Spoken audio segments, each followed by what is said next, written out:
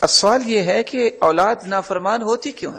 دیکھیں، اسلام کی یہی خوبصورتی ہے کہ اسلام جہاں مسلمانوں کو خوبصورت تعلیمات سے نوازتا، وہاں اس کے اسباب بھی پیش کرتا ہے تاکہ آئندہ سے ایسے پہلو اختیار نہ کیے جائیں۔ سب سے پہلا سبب یہ ہے، اولاد اس لیے جہالت برتتی ہے، نافرمان ہوتی ہے، جب ہم ان کو تعلیم نہیں دلواتے۔ جہالت، فالجہل داء قاتل والجاہل عدو لنفسہ، بے علمی، جہالت، یہ تو بہت بڑی بیماری ہے اور قاتل ہے انسانیت کی، اور جاہل انسان اپنی جان کا بھی دشمن ہوتا ہے۔ جب انسان عواقب سے بے خبر ہوتا ہے کہ کل کو کیا ہونے والا ہے، تو پھر نافرمانی کرنا تو اس کے لیے بڑا آسان ہو جاتا ہے۔ تو سب سے پہلی کمی اور کوتاہی جو ہوتی ہے والدین کی نافرمان بننے کی، کہ ہم نے ان کو مناسب تعلیم نہیں دی اور ان کو علم سے بہرہور نہیں کیا، جس کے نتائج پھر والدین کو بھی بھگتنے پڑتے۔ تو سب سے پہلی ذمہ داری ہماری کیا ہے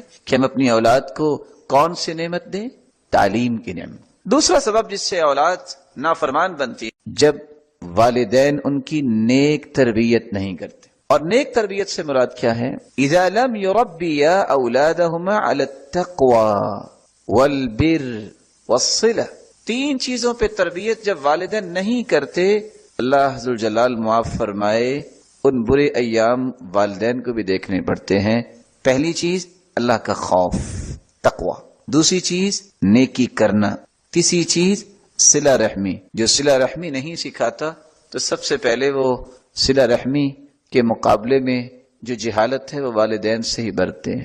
جس کے اندر اللہ کا خوف پیدا کیا جائے، اس کو نیکی کرنے کے مواقع مہیا کیے جائیں، اور خود اس کو اس بات کا حکم دیا جائے کہ رشتہ داروں سے اچھا سلوک کرنا ہے، لوگوں کے ساتھ خیر خواہی کرنی ہے۔ بیٹا، لوگوں کے بارے میں کبھی بدگمان نہیں ہونا، لوگوں کے اوپر زبان کو نہیں کھولنا، لوگوں کے بارے میں تمہارا ہاتھ نہیں چلنا چاہیے۔ تو ایسی اولاد کبھی بھی نافرمانی والدین کے ساتھ نہیں کرتی۔ تیسرا سبب جس سے اولاد نافرمان بنتی ہے، جب اولاد کی بری دوستی پہ والدین کی نظر نہیں ہوتی۔ مما یفسد الاولاد ویجرهم علی العقوق، سب سے بڑا داعیہ جو اولاد کی نافرمانی کے لیے مؤثر ہوتا ہے وہ برے تعلقات ہے۔ والدین کو اس بات پہ چیک رکھنا چاہیے کہ میرا بیٹا کس کے ساتھ بیٹھتا ہے، میری بیٹی کس کے ساتھ بیٹھتی ہے، ان کی عادات کیا ہیں، ان کا بیہیویئر کیسا ہے۔ المرء علی دین خلیلہ، ہر شخص اپنے دوست کے دین پہ ہوتا ہے۔ یہ کیسے ہو سکتا ہے کہ آپ کے بیٹے کا دوست تو اپنے باپ کو گالیاں دے اور کل کو آپ کہیں کہ مجھے گالیاں نہیں دے گا؟ اپنی اولاد کی دوستیوں پہ چیک اینڈ بیلنس رکھنے والے والدین اپنی اولادوں کو نیک بناتے ہیں اور اپنے اولاد کی نافرمانی سے بچے رہتے ہیں۔ اور یہاں صحیح بخاری کی روایت بھی سننی چاہیے۔ ہم یہ سمجھتے ہیں کہ یہ تشدد ہے، اللہ کے رسول کا تو مزاج یہ تھا کہ وہ اس بات کو بھی دیکھا کرتے کہ میری اہلیہ سیدہ عائشہ کس عورت کے پاس بیٹھتی ہے۔ آپ جب گھر تشریف لاتے، پوچھا یہ کون ہے؟ عائشہ، کس کے پاس بیٹھی ہو؟ کہا یہ وہ طویت نامی عورت ہے جو بہت زیادہ تہجد پڑھتی ہے۔ تو اللہ کے رسول نے فرمایا اس کو میرا پیغام دو کہ اتنی نیکی کرے جتنی یہ برداشت کر لے، اس قدر جو ہے وہ نہ ہو کہ کل کو متنفر ہی ہو جائے۔ تو ایک شخص کی ذمہ داری ہے کہ وہ اپنی اولاد کی اس بات پہ نگرانی ضرور کرے کہ یہ تعلق کن کے ساتھ جوڑ رہے ہیں، ان بچوں کی اپنے والدین کے ساتھ محبت کیسی ہے۔ رسول اکرم صلی اللہ علیہ وآلہ وسلم نے اسی لیے ایک قانون دیا ہے، لا تصاحب الا مؤمنا ولا يأكل طعامك الا تقی، تمہیں دوست بنانا چاہیے جو مومن ہو، اور ایمان یہ امن کا متلاشی رہتا ہے۔ مومن ہمیشہ امن کو پسند کرتے ہیں، وہ امن فکر کا، سوچ کا ہو، قول کا ہو، یا کردار کا ہو، یا معاشرے کا ہو۔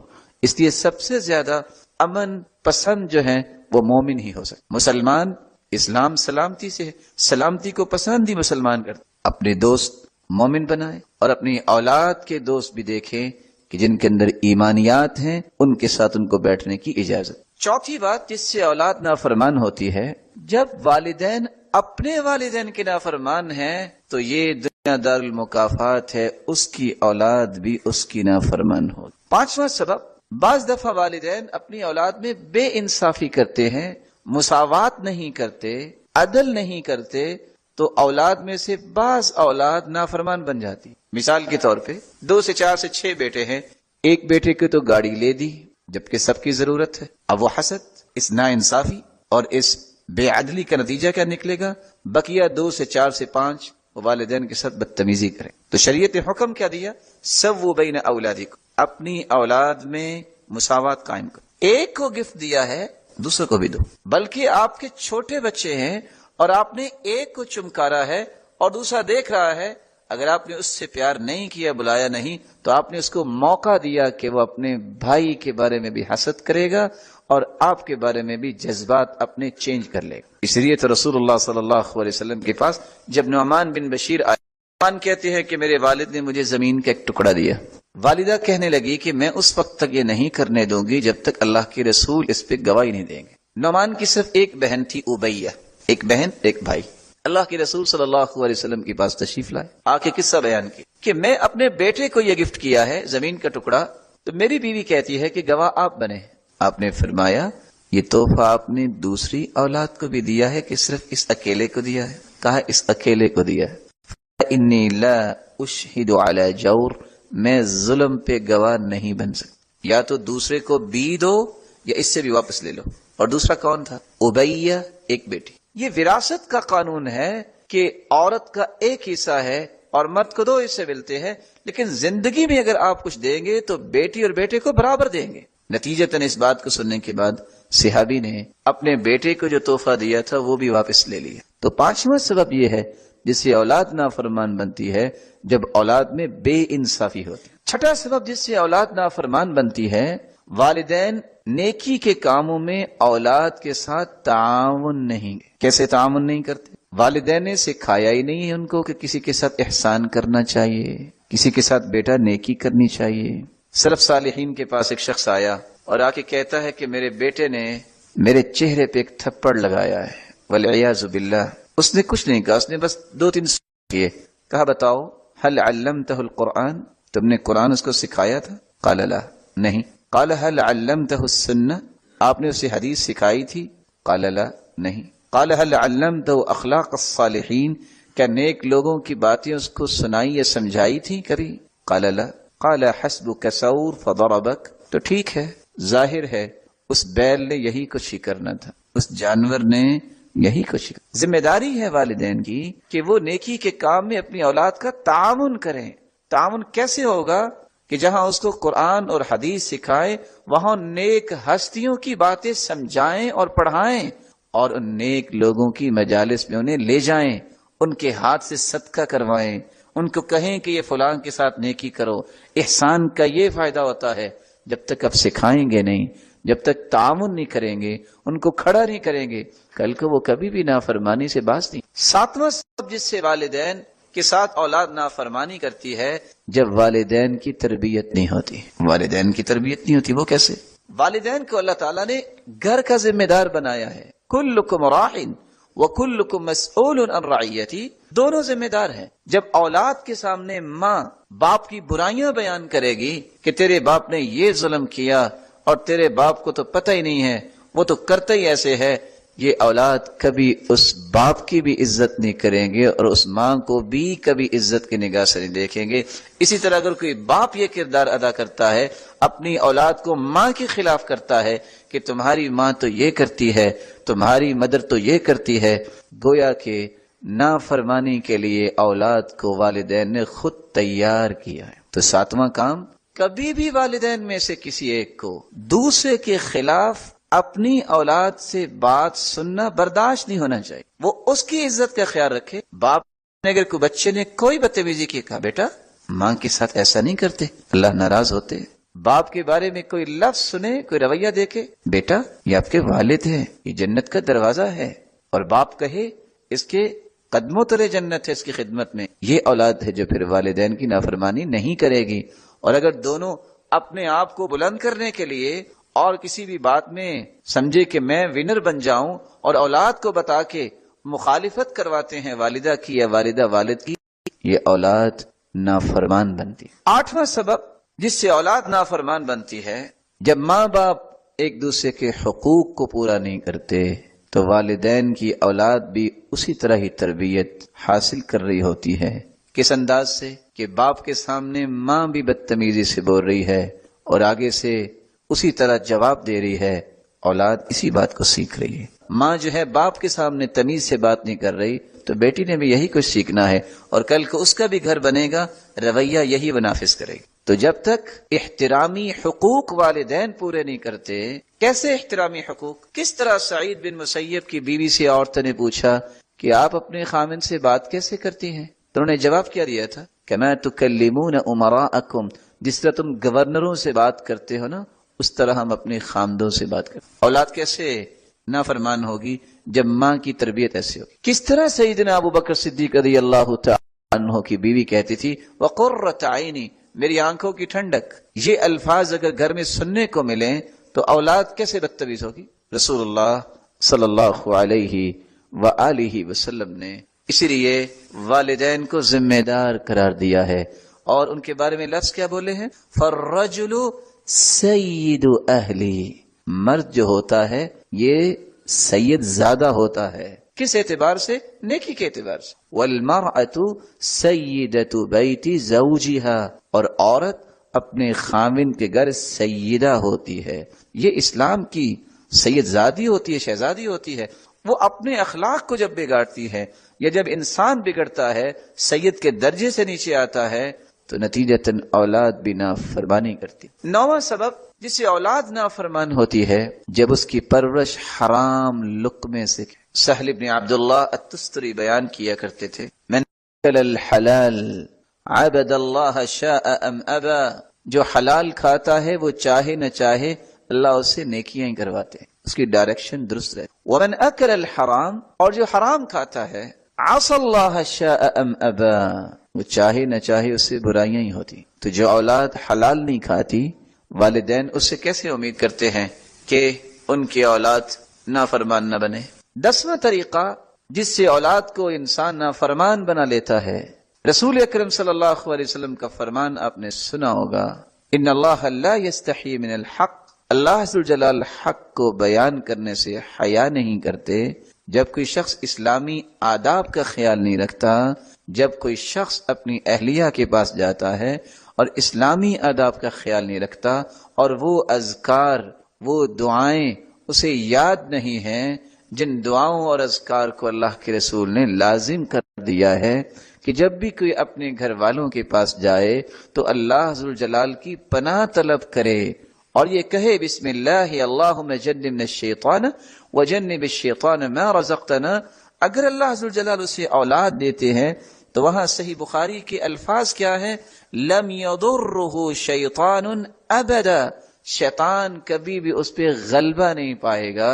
اور اگر یہ دعا نہ پڑی تو شیطان کوئی بھی کھیل کھیل سکتا ہے، جس کے بارے میں علماء لکھتے ہیں سب سے پہلا اثر یہ ہے کہ اس کی اولاد نافرمان ہوگی، اور دوسرا اثر یہ ہے کہ اس اولاد کے مختلف اعضاء کو ناقص کیا جاتا ہے، کسی کو کہیں کٹ اور کسی کا کہیں پرابلم۔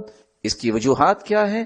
جب انسان اسلامی آداب کو سیکھتا نہیں ہے اور اس کے مطابق اپنی زندگی کو ڈھالتا نہیں۔ ذاق طعم الإيمان من رضي بالله ربا وبالإسلام دينا وبمحمد نبيا، جو زبان سے یہ کلمات کہہ دے، رضیت بالله ربا وبالإسلام دينا وبمحمد نبيا، یہ کلمات اتنے پیارے ہیں کہ آپ 5 حدیثیں سنیے کہ جو یہ کلمات کہتا ہے پہلا انعام اسے یہ ملتا ہے، غفر له ذنوبه، اللہ ذوالجلال اس کے گناہوں کو معاف کروا دیتے۔ کیا کہنا ہے؟ رضیت باللہ ربا وبالاسلام دینا وبمحمد نبیا صلی اللہ علیہ وسلم۔ دوسرا انعام، جو شخص یہ کلمات کہہ دیتا ہے، اگر دنیا کے اندر کسی ظالم بادشاہ یا کسی ظالم کے ظلم سے وہ خوف کھا رہا ہے تو چوتھا کلمہ بھی ساتھ ملا لے، رضیت باللہ ربا وبالاسلام دینا وبمحمد نبیا وبالقرآن حکما، میں قرآن کو اپنا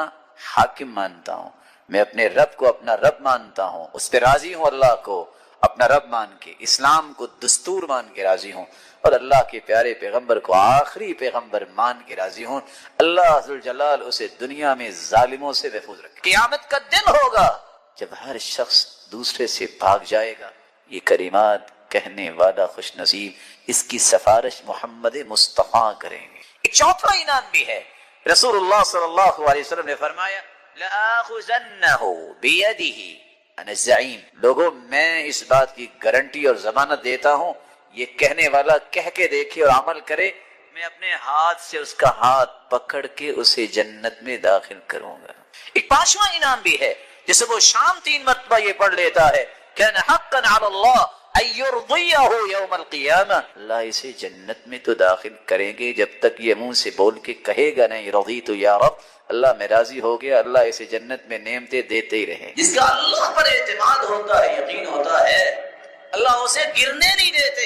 اعتماد تھا نا سیدنا ابراہیم کو، یعنی اتنی بڑی آگ، آج بھی وہاں درخت نہیں ہوتے، آج بھی وہاں درخت نہیں ہوتے اس وادی میں جس وادی میں آگ جلائی گئی تھی، اور کوئی پرندہ اڑتا اڑتا گزرتا تو سقط مشویا، بنا ہوا نیچے گر جاتا، اتنی آگ۔ اعتماد کیا تھا؟ میرے ساتھ اس کی قدرت، اس کا علم، اس کی حفاظت، اس کی معیت خاصہ۔ پریشانی کی کوئی بات، مسکرا رہے ہیں، ہاتھ بھی بندھے ہیں، پاؤں بھی بندھے ہیں، منجنیق میں ڈال کے پھینکا ہے، جو ہی آگ میں گرے ہیں آگ ختم، کیونکہ اوپر سے حکم آ گیا تھا قلنا یا نار کونی بردا وسلاما علی ابراہیم۔ عبارت کتنی خوبصورت ہے، بس ابراہیم کے لیے ٹھنڈی ہونا ہے۔ وہ جو رسیاں لگی تھیں ان کو بھی آگ لگی ہوئی تھی، پاؤں میں ہاتھ میں، ان کو آگ لگی، ابراہیم کو نہیں لگی علیہ الصلوۃ والسلام۔ جب رسیاں کھل گئی، ہاتھ بھی کھل گئے، باقی سب باغ بن گیا۔ اور باپ دیکھ رہا تھا ابراہیم علیہ الصلوۃ والسلام کو، کہتا نعم الرب ربک یا ابراہیم، وہ ابراہیم تیرا رب تو بہت بڑا نکلا، اس نے کچھ ہونے نہیں دیا۔ کچھ ہوا؟ میں کئی مرتبہ سوچتا ہوں کہ سائنس کتنی کلا بازیاں لگا چکی ہے، لیکن عقل کس نے دی ہے؟ اللہ نے دی۔ لوگ سمجھتے ہیں کہ کافروں کو کمال ہے، ہماری بات پہ لوگ غصہ کر لیتے ہیں۔ ہم کہتے ہیں کہ کافر مسلمانوں کے غلام ہیں، یہ نوکر ہیں تو نوکروں کو کام کرنے دیا کریں۔ مسلمان نے تہجد پڑھنی ہے، نمازیں پڑھنی ہے، روزہ رکھنا ہے، نیکی کے کام کرنے ہیں، چارج پڑھنی ہے، اوابین پڑھنی ہے، سنتے پڑھنی ہے، دعائیں کرنی ہے۔ ان کا کام کیا ہے؟ بنائے چیزیں مسلمانوں کو بھیجیں تاکہ ان کے لیے آسانیاں ہوں۔ تو نوکروں کی باتوں پہ خوش نہیں ہوا کرتے، ان سے کام لیا کرتے ہیں۔ ایک چھڑی جو سیدنا موسیٰ کے ہاتھ میں تھی، اللہ نے حکم دیا فَاضْرِب بِعَصَاكَ الْبَحْرَ، اچھا سمندر میں چھڑی مارو نا۔ یہ کون سی چھڑی ہے جس سے رستے 12 بن گئے؟ یار میں کبھی سوچتا ہوں، آپ بھی سوچیں، ہم آخر انسان ہیں، کہ وہ چھڑی تو ماری سمندر میں، اتنا بڑا پانی، خشکی کیسے ہو گئی؟ ایک نہیں، رستے 12 بن گئے۔ کیسا ملٹیپل یہ ڈنڈا تھا کہ ایک مرتبہ مارا اور 12 رستے بن گئے۔ اور پھر اس کے اندر کیسے کیسے فنکشنز رکھے اللہ تعالیٰ نے۔ فرعونیوں نے شاید سمجھا کہ رستے ہم بھی یوز کر سکتے ہیں، لیکن یہ رستے بنے کن کے لیے تھے؟ اللہ پر ایمان رکھنے والوں۔ جو ہی وہ گزر گئے، فرعونی اپنے لاؤ لشکر لے کے آئے، اللہ نے حکم دیا کہ معاملہ تو حل ہو گیا ہے، پانی تم چلو پھر، تو پانی نے چلنا شروع کر دیا۔ تو فرعون اپنی پوری لاؤ لشکر سمیت، اپنی ملت سمیت جو ہے وہ پانی کے حصے میں آیا، سارے ڈوب کے مر گئے فرعون سمیت۔ لیکن اللہ نے کہا فَالْيَوْمَ نُنَجِّيكَ بِبَدَنِكَ لِتَكُونَ لِمَنْ خَلْفَكَ آیَةً، فرعون تجھے میں نشان عبرت بناؤں گا۔ پانی کو حکم دیا، اس نے اچھال کے پھینکا۔ اور آج بھی لوگ دیکھ رہے ہیں کہ یہ پڑا ہوا ہے جو کہتا تھا انا ربکم الاعلی، میں ہوں بڑا رب۔ اعتماد اللہ پہ کیا، بندہ دوڑ کے آیا کہ تمہیں قتل کر دیں گے، موسیٰ دوڑ جاؤ، کہتے ان معی ربی سیہدین، یہ ہے ایمان۔ اور نہیں، میرا رب میرے ساتھ ہے، وہ مجھے سیدھے راستے پہ رکھے گا، حفاظت کرے گا۔ کاش یہ بات سمجھ میں آئے۔ آج مخلص لوگوں کی زندگی، رب پہ اعتماد کرنے والوں کی زندگی اتنی پرسکون ہے، دنیا ادھر سے ادھر ہو جاتی ہے۔ جن کا اعتماد نہیں ہے وہ اخبار صبح اٹھ کے پڑھتے ہیں، وضو کیا نہیں ہوتا، منہ دھویا نہیں ہوتا، 3 روپے پیٹرول بڑھ گیا، مارے گئے، لو یہ مسلمان۔ وہ چینی بڑھ گئی ہے، یہ کون سی ایسی نعمت ہے کہ آپ نے پھکے ہی مارنے ہیں، اس کی تھوڑی سی کم کھا لو۔ اگر چینی بڑھ گئی ہے، کوئی چیز مہنگی ہو گئی ہے، تو اللہ کے خزانے ختم ہو گئے، نعوذ باللہ من ذالک۔ دنیا کے اعتبار سے تم سوچو تمہارا رب ہی غریب ہو گیا، یہ کیسا ایمان ہے؟ اس لیے قرآن نے منافقوں کی بات کی ہے، یحسبون کل صیحۃ علیہم، یہ منافقوں کا رویہ ہے کہ معمولی سی پریشانی ہو تو واویلا شروع کر دیتے ہیں، رونا پیٹنا شروع کر دیتے ہیں۔ آپ کسی 20 کروڑ کے مالک سے ہی پوچھیں گے نا کیا حال ہے، او بس جی رڑ گیا جی، کیا بتائیں جی، بس کیا بتائیں۔ اس کے مقابلے میں کسی دیندار سے پوچھیں کیا حال ہے، الحمدللہ۔ یہ ہے اعتماد رب پہ، کہ وہ اللہ کسی کو ضائع نہیں کرتا۔ وہ میں نے پہلے بھی قصہ شیئر کیا تھا، ایک شخص آیا، انسان ہے نا، ہم بھی کمزور ہیں، وہ آ کے کہتا ہے جی نقصان بڑا ہو گیا، دعا کر دیں۔ میں نے ویسے ہی پوچھنا چاہا کہ کیسے نقصان ہوا؟ کہتا ہے جی 35 لاکھ روپے کا نقصان ہو گیا۔ اب یہ ایک بڑی اماؤنٹ ہے، تو بندے کو پریشانی ہوتی ہے، تو دعا بھی کی، یا اللہ اس کا نقصان پورا کر دے، تو اس کا بھلا فرما، اللہ تعالیٰ اس کے لیے آسانی فرما۔ میں نے ویسے ہی ذرائع تفنن پوچھ لیا کہ نقصان کیسے ہوا؟ کہتا جی پچھلے سال 1,85,00,000 پروفٹ آیا تھا، اس سال صرف 1.5 کروڑ پروفٹ آیا۔ لا حول ولا قوت الا باللہ۔ میں سوچ رہا تھا کہ کوئی 35 لاکھ کا خسارہ ہو گیا ہے۔ جہاں ایمانی حالت یہ ہو، حدیث کہتی ہے جس کے پاس صبح اور شام کا کھانا ہے، اسے کوئی بیماری نہیں ہے اور اس بندے کو خوف نہیں ہے، سمجھ لے فَكَأَنَّمَا عِيزَتْ لَهُ الدُّنْيَا بِحَذَافِيرِهَا، اللہ نے دنیا کی ساری نعمتیں اس کی جھولی اور دامن میں جمع کر دی۔ رسول اکرم صلی اللہ علیہ وآلہ وسلم کا فرمان ہے، جو شخص یہ کلمات اپنی زبان پہ لے آتا ہے، رضیت باللہ ربا وبالاسلام دینا وبمحمد نبی، اے اللہ میں تجھے رب مان کے راضی اور تیرے بھیجے ہوئے دین کو اپنی زندگی کا دستور مان کے راضی، اور محمد الرسول اللہ صلی اللہ علیہ وسلم کو اللہ ذوالجلال کا سچا پیغمبر مان کے راضی۔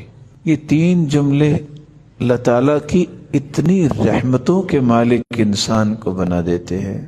سب سے پہلی رحمت جو نازل ہوتی ہے کہ جس طرح یہ راضی ہے، اللہ ذوالجلال صبح اور شام 3 مرتبہ پڑھنے والے کے لیے اپنے پیغمبر کی سفارش کو اور شفاعت کو اس کے حق میں قبول فرمائیں گے۔ حدیث کے الفاظ ہیں جو 3 مرتبہ پڑھ لیتا ہے، اللہ اس کی زندگی کے گناہوں کو معاف کر دیتے۔